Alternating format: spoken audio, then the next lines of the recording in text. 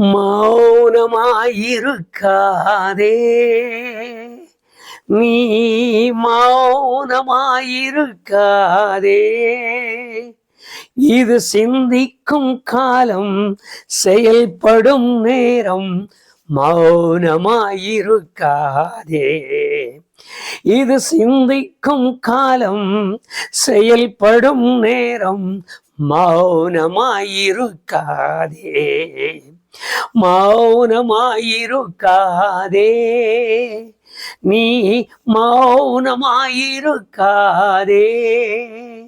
இது சிந்திக்கும் காலம், செயல்படும் நேரம்.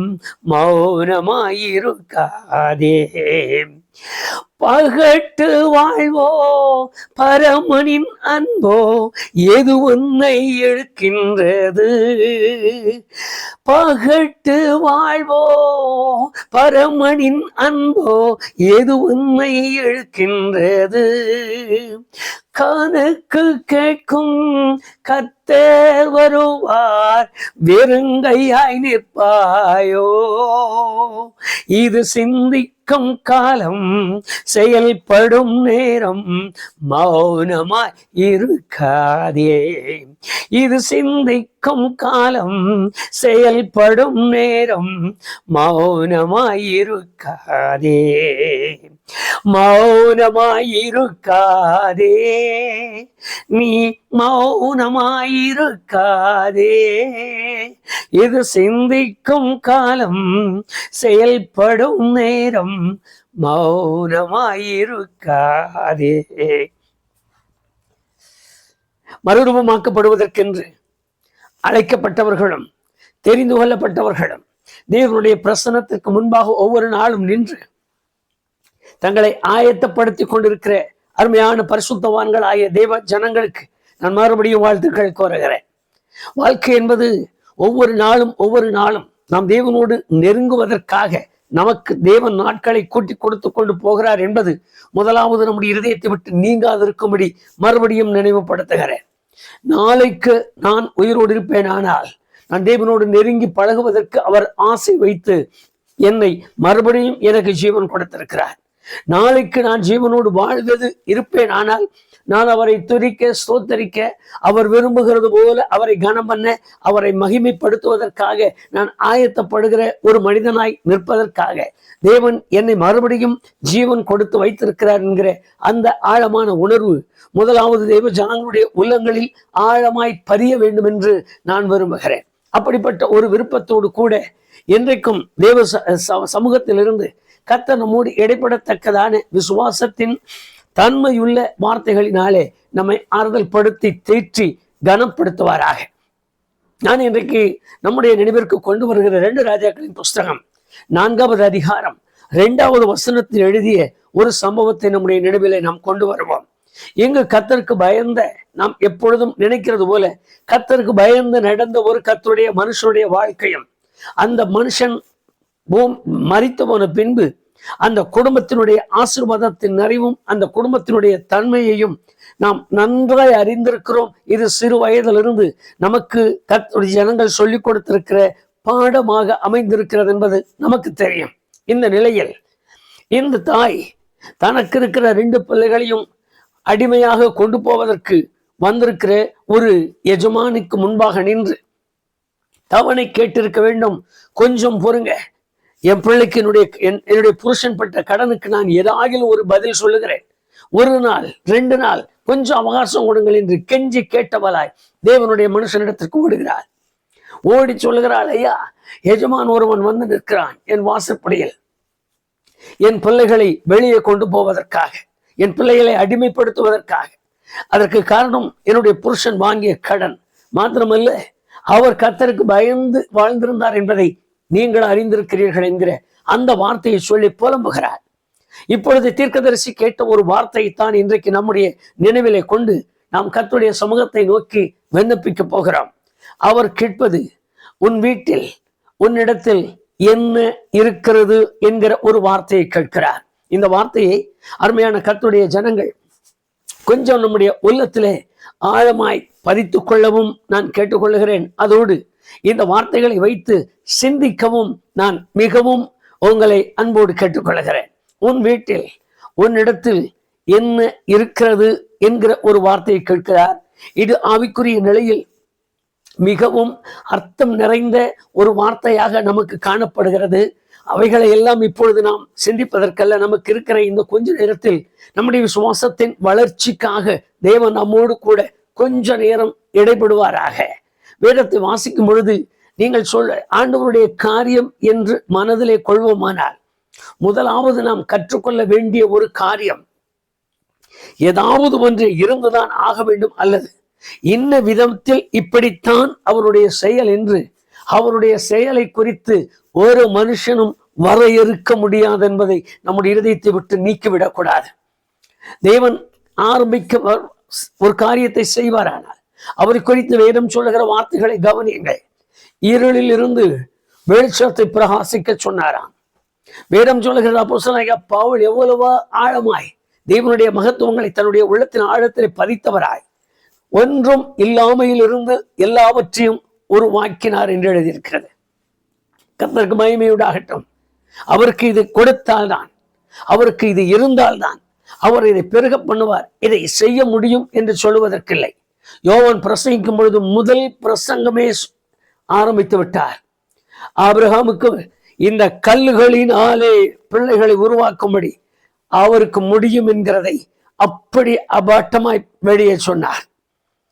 அப்படி தேவனுடைய கரத்தில் என்ன இருக்கிறது இருந்தால்தான் முடியும் என்பதல்ல.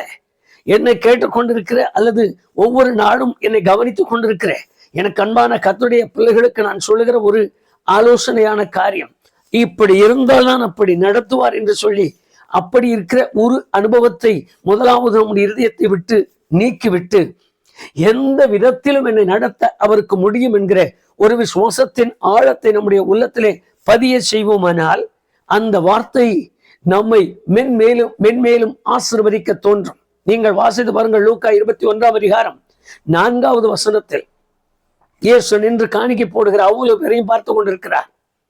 அவர் சொல்லுகிறார், உள்ளவன் எல்லாம் உள்ளவைகளில் இருந்து போட்டு கொண்டிருக்கிறான். அங்கு பார்த்து அடுத்து சொல்லுகிறார், இவள் தனக்கு உள்ளவைகளை போட்டு விட்டாள் என்று. சரி, அப்படி ஒரு சிந்தனைக்கு வந்து விடுங்கள். உள்ளதை போட்டு விட்டால் அடுத்து என்ன செய்வாள்? கர்த்தருக்கு மகிமை உண்டாகட்டும். வேதம் சொல்லுகிற வார்த்தை அறிந்து பாருங்கள். மத்தேயு 6:32 வசனத்தில், நாளைக்கும் இன்னைக்கும் அடுத்தும் அப்பொழுதும் எப்பொழுதும் தேவை ஆனது இன்னதென்று பரமபிதா அறிந்திருக்கிறார் என்று எழுதியிருக்கிறது. அவருக்கு மகிமை உண்டாகட்டும். நடத்துவதற்கு, செயல்படுத்துவதற்கு, பலப்படுத்துவதற்கு, திடப்படுத்துவதற்கு, ஒவ்வொரு நாளும் போதிப்பதற்கு எல்லாம் அறிந்து வைத்திருக்கிறாராம் பிள்ளைகளை குறித்து. அவருக்கு மகிமை உண்டாகட்டும்.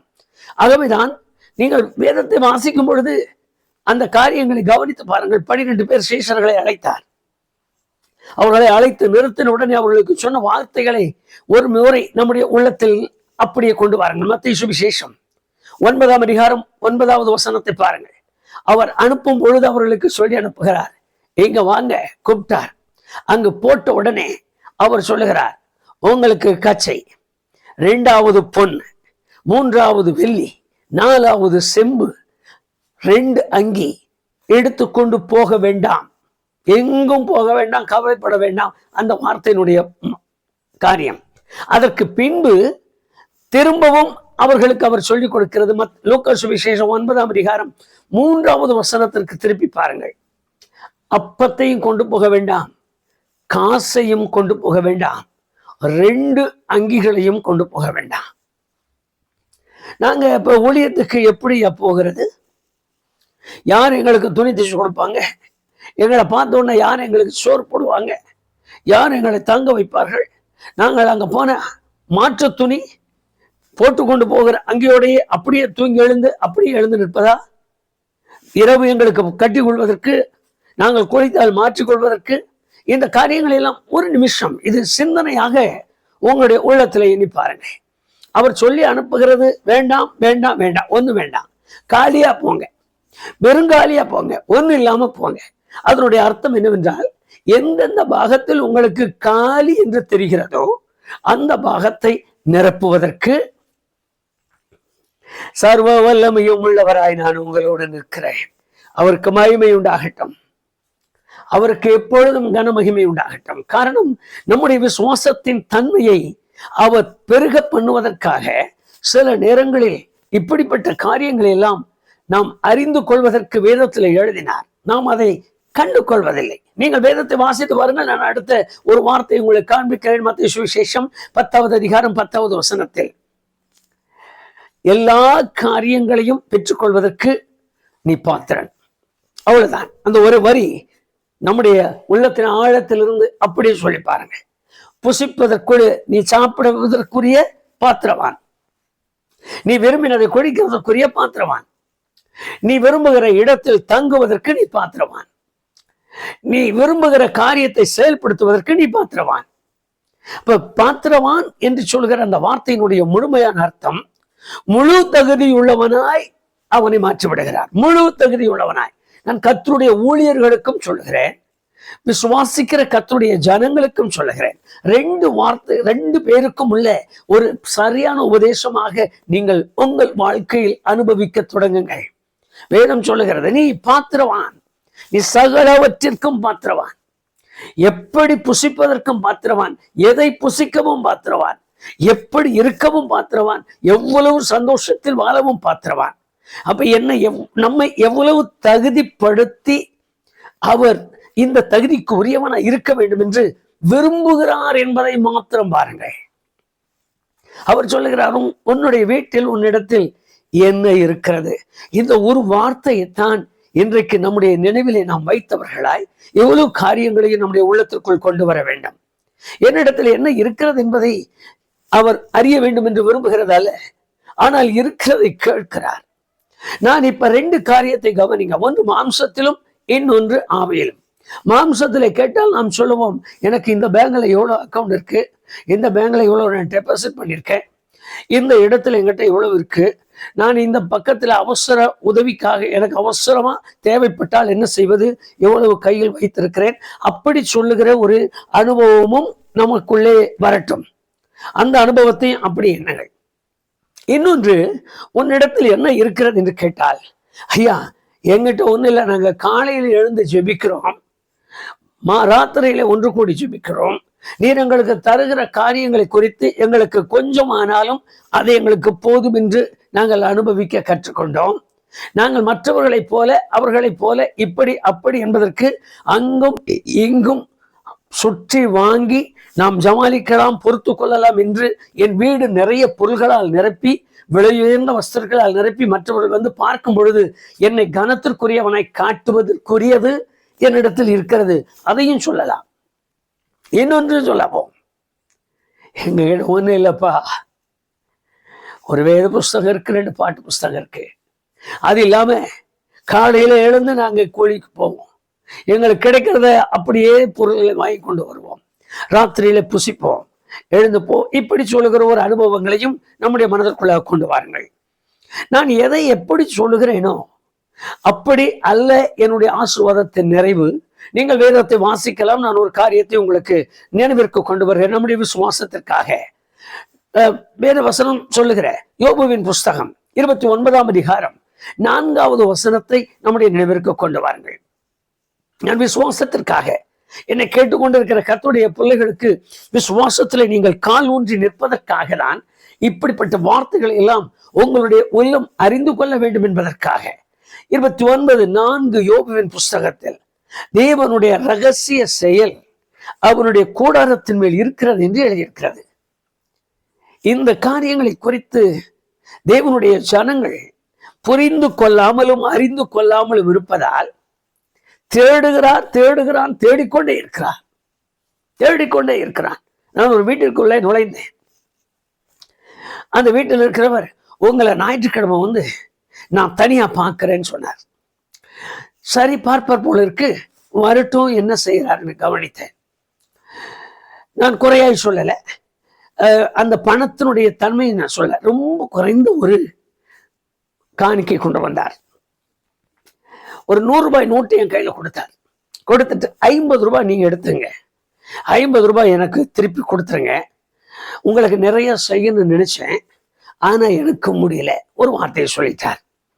நான் அந்த காரியத்தை செய்து முடிச்சிட்டேன். கொடுத்துட்டு 50 ரூபாய் வாங்கி கையில வச்சுட்டேன். குறைக்காக அல்ல, நான் புரிந்து கொள்வதற்காக இந்த காரியங்களை சொல்கிறேன். உடனே இப்படி பணம் கொடுக்கலன்னு சொல்லி பிரசங்கம் பண்ணிட்டார். அப்ப இவருக்கும் அந்த இது அப்படி ஒரு காரியத்துக்கு உங்க இருதயத்தை நீங்கள் திருப்ப வேண்டாம். அவர் சொன்னார், நான் நிறைய கொடுக்கணும்னு ஆசைப்பட்டேன், ஆனா எனக்கு முடியல. நான் மறுபடியும் அடுத்த வாரத்துல குடும்ப சந்திப்புக்கு போகும்போது வீடு பார்க்கணுமேன்னு சொல்லி போயிட்டேன். நான் போயிட்டு கொஞ்ச நேரம் உட்கார்ந்து சாப்பிட்டேன். எனக்கு ஒரு சின்ன கொஞ்சம் டீ கொடுத்தார்கள். அதற்கு பின்பு ஒரு டிவி ஒன்று வச்சிருந்தாங்க. அந்த டிவியினுடைய விலையை கேட்டேன். 24,000 ரூபான்னு சொன்னாங்க. கர்த்தருக்கு மகிமை உண்டாகட்டும். வாங்கிட்டு கொடுக்கறதுக்கு சொல்லல, நான் இந்த காரியத்தை நம்முடைய விசுவாசத்திற்கு சொல்லுகிறேன். வேதத்தில் எழுதியிருக்கிற வார்த்தை கவனிங்கள். தேவனுடைய ரகசிய செயல் என் கூடாரத்தின் மேல் இருக்கிறது. தேவன் ஏதோ ஒரு ரகசியத்தை என்னிடத்தில் பெரிதாய் செய்ய விரும்பி இருக்கிறார்.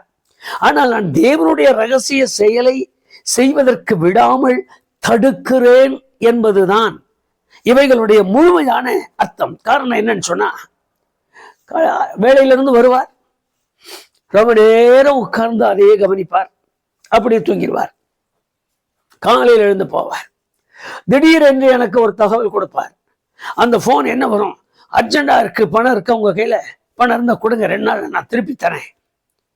திரும்ப போன் பண்ணுவார். இந்த காரியங்கள் எப்படி நடக்கிறது என்ன என்பதை கொஞ்சம் நம்முடைய நினைவிற்கு கொண்டு வருவோமானால் நாம் அறிந்து கொள்ளலாம். தேவனுடைய ரகசிய செயல் நம்முடைய கூடாரத்தின் மேல் இருக்கிறது.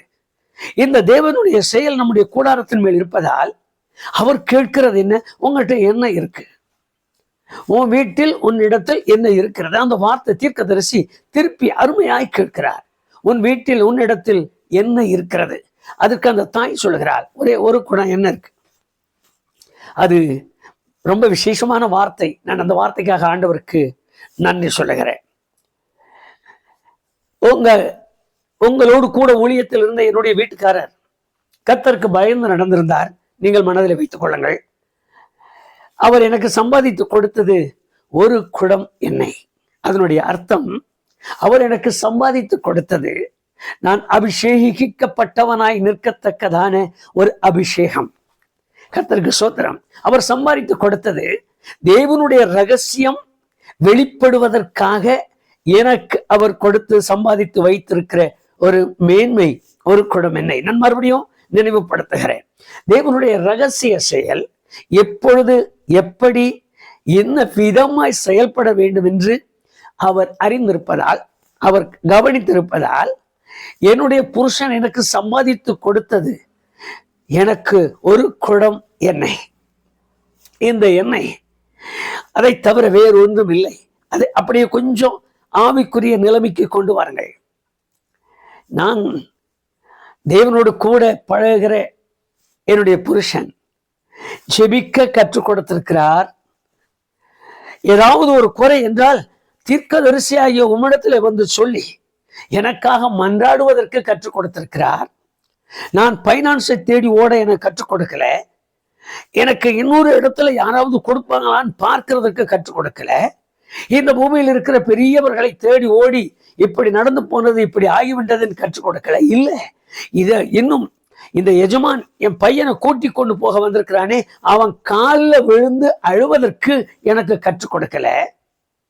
எனக்கு கொடுத்திருக்கிறது எல்லாம் என் வீட்டுக்குள்ளே ஊற்றி கொண்டு இருக்கும் வரைக்கும் ஊறிக்கொண்டு ஊற்றாய் பெருகத்தக்கதான ஒரு குடம் எண்ணெயை வைத்து விட்டு போயிருக்கிறார்.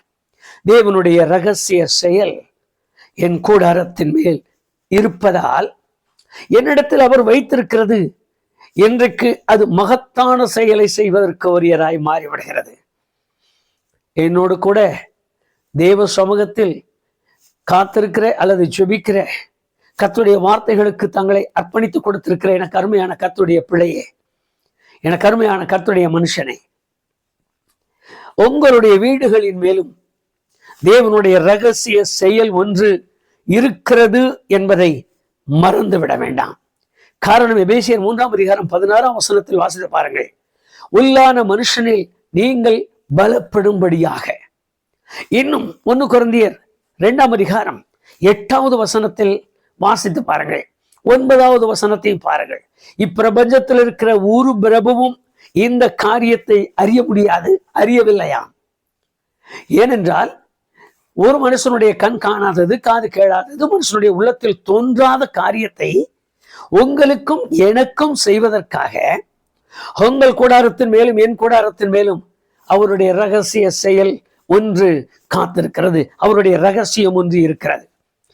ஆகவேதான் அவர் சொல்லி அனுப்புறார், இப்ப பேதுரு, யோவான், யாக்கோபு, நீங்கெல்லாம் கிளம்பி போறீங்கல்ல, நீங்க போகும்போது எதையும் கொண்டு போக வேண்டாம், சும்மா மட்டும் போங்க. நீங்க எந்த கூடாரத்தின் மேல் தங்குறீங்களோ அங்க சமாதானம் சொல்லிட்டு உள்ள நுழைஞ்சிருங்க. நீங்க தங்கி இருக்கிற நேரத்தில் என்னுடைய ரகசியம் அங்கு வெளிப்படும். என்னுடைய ரகசியத்தின் மேன்மை உங்களை நிரப்புகிறதாய் மாறும். எபேசியர் 1ஆம் அதிகாரத்தில் எழுதியிருக்கிறது, எல்லாவற்றாலும் நிரப்புகிற நிறைவுக்கு உரிய தன்மை ரகசியமாய் அந்த வீட்டுக்குள்ளே வெளிப்படும். கர்த்தருக்கு மகிமை உண்டாகட்டும். வாழ்க்கையில் நொந்து உடைந்து போன தேவனுடைய ஜனங்களுக்கு நான் சொல்லுகிற ஒரு நல்ல ஆறுதலான வார்த்தை. இனி நான் என்ன செய்வேன்? சில நேரத்தில் நம்முடைய ஜனங்கள் செய்கிற பெரிய கோளாறு, வீடு சரியில்லை, கட்டும்போது கட்டிட்டோம், இப்படி சரியில்லை, இந்த கோணம் அங்க பார்த்துட்டு இருக்கு, இந்த கோணம் அங்க பார்த்துட்டு இருக்கு, என்னமோ தெரியல, இந்த வீட்டுக்குள்ள நுழைஞ்சதுல இருந்து ஆசீர்வாதமே இல்லை, வந்த பின்னாடி வர்ற நோய் இவ்வளவுதான் இல்லை, நோய் போயிட்டே இருக்கு, வந்துட்டே இருக்கு, எவ்வளவு காசு வந்தாலும் அவ்வளவு காசும் அப்படியே விரையும், கொஞ்சம் மீதம் பண்ண முடியல, வாழ்க்கையில நிம்மதி இல்லை, மனைவியோட சந்தோஷம் இல்லை, பிள்ளைகளோட சந்தோஷம் இல்லை, குடும்பம் முழுவதும் போராட்டமா இருக்கு. கையில பார்த்தனா எக்ஸ் போட்ட குறி இருக்கான்னு கேட்கிறான், ஜி போட்ட குறி இருக்கான்னு கேட்கிறான். இந்த கை, என்னுடைய ரேகை, விரல் நீட்டம் எல்லாம் பார்க்க பார்க்க உனக்கு இப்படித்தான் அப்படித்தான் சொல்லிக்கொண்டே இருக்கிறான். வீட்டை மாத்திக்கலாம்னு நினைக்கிறேன், அடுத்த வீட்டுக்கு போன அந்த அதே போல எதுவுமே ஆசீர்வாதம் இல்லை. இதுவரைக்கும் 7 வீடு 8 வீடு கூட மாத்தின ஆட்கள் இருக்கான். விசுவாசத்தில் இருக்கும், விசுவாசிகளாகவே இருக்கும். வாங்கி வீடு கட்டி வீட்டை வித்துட்டு வந்து வெளியில இருக்கிற அருமையான கர்த்தருடைய விசுவாச பிள்ளைகள் இருக்காங்க. கட்டின வீட்டை வாடகைக்கு கொடுத்துட்டு அந்த வீடு நமக்கு ஆகாதுன்னு சொல்லி யாரோ சொன்னாங்க, கொஞ்ச நாள் வெளியில இருக்கணும்னு சொல்லி, அதனால இன்னொரு வீட்டுல வாடகைக்கு இருக்கிறோம், இந்த வாடகையை வாங்கி அந்த வாடகைக்கு கொடுத்துடலாம். எவ்வளவு புத்தி யோசனையாய் செய்கிறோம். வேதத்தை வாசித்து பாருங்கள். வேதம் சொல்லுகிற, உன் வீட்டில் உன்னிடத்தில் என்ன இருக்கிறது? அவர் தேடுவது ஒரு ஜெப வாழ்க்கை, அவர் தேடுவது ஒரு அபிஷேக வாழ்க்கை, அவர் தேடுவது அவர் பயபக்தியின் வாழ்க்கை, அவர் தேடுவது ஒரு பரிசுத்த வாழ்க்கை, அவர் தேடுவது குடும்பமாய் பந்தியின் வாழ்க்கை, அவர் தேடுவது குடும்பமாய் ஆராதிக்கிற அனுபவங்கள், அவர் தேடுவது குடும்பமாய் ஆண்டவரை நேசிக்கத்தக்கதான நிலையுள்ள ஒரு சந்தர்ப்பத்தை தேவன் தேடிக்கொண்டிருக்கிறார். உன் வீட்டில் என்ன இருக்கிறது என்று கேட்கும் பொழுதே நான் என்ன சொல்ல போகிறேன்? 200 ரூபாய் ஒரு தாளை வச்சு ஒரு அம்மா இருக்காங்க. பைபிள்ல ஒரு 200 ரூபாய் தாள் வச்சுட்டாங்க. அந்த தாளை தேடி தேடி 3 மாசமா தேடிட்டாங்க. இங்க துவச்சிட்டேன், அங்க வச்சுட்டேன், இங்க வச்சுட்டேன், அங்க வச்சுட்டேன், இதே தேடிட்டு இருக்காங்க. கடைசியில ஒரு நாள் அவசியமா பணம் தேவைப்பட்டது. எப்படி அந்த நோட்டு புஸ்தகம், பழைய பேப்பர், பழைய நோட்டெல்லாம் எடுத்து கீழே போட்டு எல்லாம் தேட ஆரம்பிச்சாங்க. நடந்தது என்னன்னு சொன்னா, அவங்க ஏதோ ஒரு புதிய ஏற்பாடை படிச்சுட்டு இருந்து அதுல கொண்டு போய் வச்சுட்டு, அவ்வளவுதான், அதுதான் வீடு. அந்த வீட்டுக்குள்ள அந்த புதிய ஏற்பாடு தான் இருக்கும், முழு பைபிள் இல்லை. அதை படிச்சவங்க அதுக்குள்ள போட்டு புஸ்தகத்தோட புஸ்தகமா போட்டவங்க தான். 3 மாதம் ஆசுமா, 3 மாதம் ஆனது.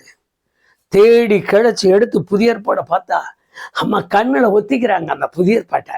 நல்ல இயேசுநாதர், இந்த பைபிள்ல வச்சதுனால இந்த பணம் தொலையாம இருக்கு, இல்லைன்னா இந்நேரம் தொலைஞ்சு போயிருக்கும், இனி எல்லாம் போயிருக்கும். அம்மா, உங்க வீட்டு மேலதான் உங்களை பார்த்துதான் கேட்கிறார்.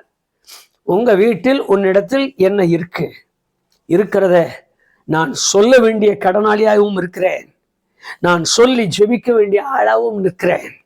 இப்ப அந்த தாய் தைரியமாய் சொல்லுகிறாள், ஐயா, என் வீட்டு புருஷன் கர்த்தருக்கு பயந்தவனாய் எங்களை நடத்தி போனார். என் வீட்டு புருஷன் ஒரு அபிஷேக தைலத்தை என் வீட்டிலே வைத்து போயிருக்கிறார். என் வீட்டு புருஷன் எங்களை கர்த்தருக்கென்று பரிசுத்தமாய் வாழ வைத்து போயிருக்கிறார். இது என் வீட்டில் இருக்கிறது என்று அன்றைக்கு ஒரு தாய் சொன்னதின் மேன்மை, தேவனுடைய ரகசியம் வெளிப்பட தொடங்கினது. அந்த ரகசியத்தின் மேன்மை வாங்கி வைத்த அத்தனை குடங்களும் நிறைய தொடங்கிவிட்டது. அத்தனை குடங்களும் நிறைய தொடங்கிவிட்டது. அத்தனை காலி பாத்திரங்களும் நிறைய தொடங்கிவிட்டது. அருமையான தெய்வ ஜனமே, இன்றைக்கு நான் எதை குறித்து ஆண்டவருடைய சமூகத்தில் தைரியமாய் பேச முடியும்? என்னிடத்தில் இருக்கிறதையா நான் சரியானபடி ஆராதிக்கிற அனுபவம் என்னில் இருக்கிறது. நான் தண்ணீரில் மூழ்கி பிதாகுமாரன் பரிசுத்த ஆவியின் நாமத்தினாலே ஞானஸ்நானம் பெற்றுக்கொண்ட அடையாளம் என்னிடத்தில் இருக்கிறது. நான் பரிசுத்த ஆவியானவர்களை நிறைந்து அந்நிய பாஷையோடு கூட பேசி தேவ முகத்தை பார்க்கிற அனுபவம் என்னிடத்தில் இருக்கிறது. நான் காலையில் எழுந்த உடனே குடும்பமாய் உட்கார்ந்த ஆண்டவரே என் காரியத்தை உம்முடைய தோளின் மேலே சுமத்துகிறேன் என்று சொல்லுகிற அனுபவம் என்னிடத்தில் இருக்கிறது. நான் ஒவ்வொரு நாளும் ஏதோ எனக்கு நேரம் கிடைக்கும் பொழுதெல்லாம் வேத வசனத்தை திறந்து பார்க்கிற அனுபவம் என்னிடத்தில் இருக்கிறது. நான் எனக்கு உண்டானவைகளில் இருந்து ஒழிக்காமல் மறைக்காமல் மறைத்து வைக்காமல் ஆண்டவருக்கென்று கொடுக்கிற அந்த தியாகமுள்ள உணர்வு என்னிடத்தில் இருக்கிறது. அவர் எனக்கு கொடுக்கிறது எல்லாவற்றிலும் நான் அவரை கனம் பண்ணுகிற அனுபவம் என்னிடத்தில் இருக்கிறது. எத்தனை பேர் இன்றைக்கு கை உயர்த்தி இந்த வார்த்தைகளை சொல்லி தீர்க்கதரிசி இடத்திலே சொல்ல முடியும், பேச முடியும்? கர்த்தருக்கு மகிமை உண்டாகட்டும். நான் சொன்ன வசனங்கள் எல்லாம் ஒவ்வொன்றை மனதிற்குள் கொண்டு வாருங்கள். இல்லாமையிலிருந்து எல்லாவற்றையும் உருவாக்கினவர், இருளிலிருந்து வெளிச்சத்தை பிரகாசிக்க சொன்னவர், அற்புதங்களை செய்வதற்கு ரகசியமாய் என் மேல் தங்கியிருக்கிறார், என் வீட்டின் மேல் தங்கியிருக்கிறார், எனக்குள் தங்கியிருக்கிறார். அந்த அற்புதங்களை இன்றைக்கு நாம் பெற்றுக்கொள்ளத்தக்கதாக அவருடைய கரத்தை, அவருடைய முகத்தை பார்த்து அந்த சகோதரி சொன்னது போல நான் சொல்லும்படி என்னையும் நடத்தும் என்று கேட்க முடியுமா? கண்களை மூடுவோம். நல்ல ஆண்டவரே, உமது முகத்தை பார்க்க எங்களுக்கு கொடுத்த பெரிய கிருபைக்காக நன்றி சொல்கிறோம். நாங்கள் இன்றைக்கு வேதத்தை வாசித்தோம்.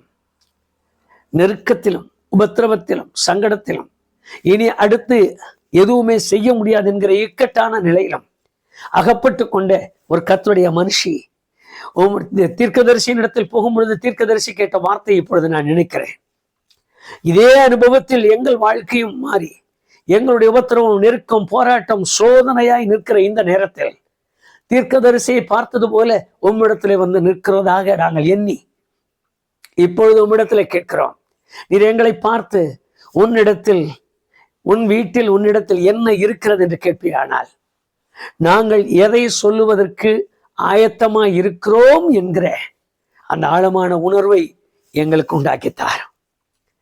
என்னிடத்தில் விசுவாசமும், என்னிடத்தில் ஞானஸ்நானமும், என்னிடத்தில் அபிஷேகமும், என்னிடத்தில் வேத வாசிக்கிற தன்மையும், என்னிடத்தில் உம்மை விட்டு பிரியாதிருக்கிற அனுபவமும் இருக்கிறது என்று சொல்ல முடியுமா என்று எங்களை யோசிக்கிறோம்.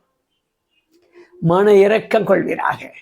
எப்படி ஆகிலும் தயவு செய்யும் ஆண்டவரே, உம்முடைய பிள்ளைகளில் யாரெல்லாம் இந்த காரியங்களை உணர்ந்து உண்மையாய் தேவ ரகசியம் என் கூடாரத்தின் மேல் இருப்பதால் அன்றைக்கு நடந்த அந்த அற்புதத்தை தேவன் செய்ய முடியும் என்கிற நம்பிக்கையோடு கூட இந்த ராத்திரியில் உம்முடைய முகத்தை பார்க்கிறார்களோ அவர்களோ ஒவ்வொருவர் மேலும் உம்முடைய இரக்கமுள்ள கண்கள் நோக்கமாயிருக்கட்டும். தயவு அவர்களை சூழ்ந்திருக்கட்டும். ஆண்டவரே, என்ன இருக்கிறது என்று நீர் கேட்கிறதுக்கு முன்பு அவர்களிடத்தில் என்ன இருக்கிறது என்பதை அறிந்திருக்கிறீர் என்று மத்தேயு 6ஆம் அதிகாரம் 32வது வசனத்தில் எழுதின அந்த வார்த்தையை அவர்கள் உள்ளத்தின் ஆழத்திலே பதித்து வையும். அவர்கள் கேட்கிறது போல நீர் பிதாவானவர் தேவைகளை அறிந்தவராய் அவர்களை சந்தித்தரலாம். விசுவாசத்தை உறுதிப்படுத்தும். அவர்கள் நம்பிக்கை உமக்குள்ளாக பெலன் கொள்ளட்டும். எப்பொழுதும் அவர்களோடு கூட இருக்கிறீர் என்கிற நம்பிக்கையில் தங்களை அவர்கள் வளர்த்தி கொண்டு போக அவருடைய மனதின் ஐயங்களை மாற்றி போடும். மனதின் பாரங்களை நீக்கி கர்த்தர் நம்முடையவர் என்று அறிந்து கொள்கிற நல்ல மேன்மையுள்ள அறிவினாலே அவர்களை நிரப்புவீராக, நடத்துவீராக. இயேசு கிறிஸ்துவின் நாமத்தில் ஜெபிக்கிறேன் பிதாவே. ஆமென், ஆமென். என்னிடத்தில் உள்ளதை அறிந்து என்னை ஆசீர்வதிக்கத்தக்க ரகசியமாய் தமது தீர்மானத்தை வைத்திருக்கிற தேவன் உங்கள் இருதயங்களை அறிந்து உங்களையும் அப்படி ஆசீர்வதித்து காப்பாராக. ஆமென், ஆமென்.